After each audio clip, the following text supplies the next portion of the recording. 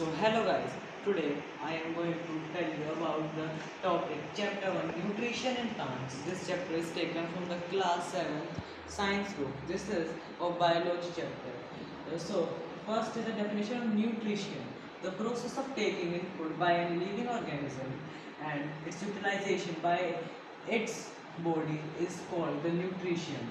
There are mainly two types of nutrition, heterotrophic nutrition and autotrophic nutrition. So there is an example of heterotrophic nutrition. Plants make their oven food by simple raw materials, carbon dioxide. Carbon dioxide can be written into its short form CO2, one carbon atom and two oxygen atoms. So, carbon dioxide from the air and water from the soil. Plants get energy for preparing food from sunlight. So, the sun is also known as the ultimate source of energy as it provides energy to the plants for making food, and food is essential for all living organisms. This form of nutrition, where green plants make their oven food, is called heterotrophic nutrition. The cells of green leaves and young stems of plants contain numerous green structures called chloroplasts. The chloroplasts are green in color because of the presence of a green pigment called chlorophyll. It is chlorophyll that traps energy from sunlight.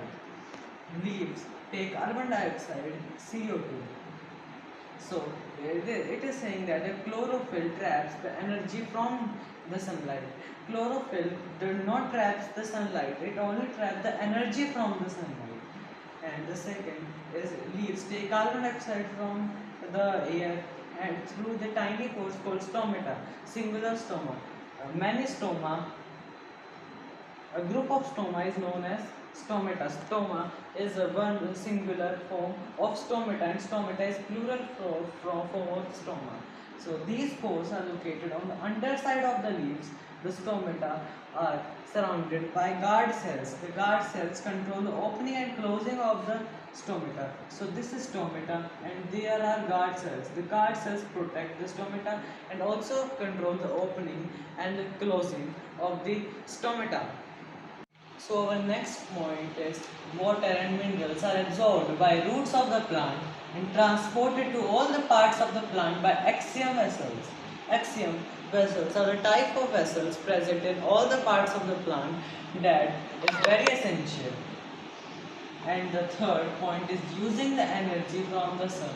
A chemical reaction takes place in the green part of the plant, in which carbon dioxide or CO2, the chemical equation for carbon dioxide and water, are converted into food and into a form of glucose. So glucose is a simple kind of food that can be digested easily by the plants. Oxygen is released in this process. In this process, oxygen is released in the process of photosynthesis, and this whole process is known as photosynthesis.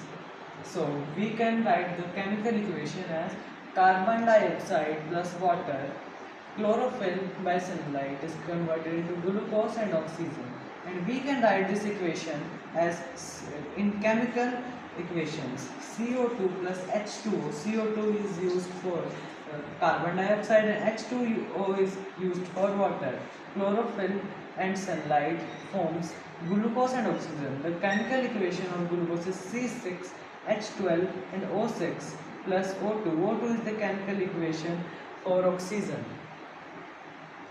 Thank you. Please like my channel and subscribe my videos. Thank you.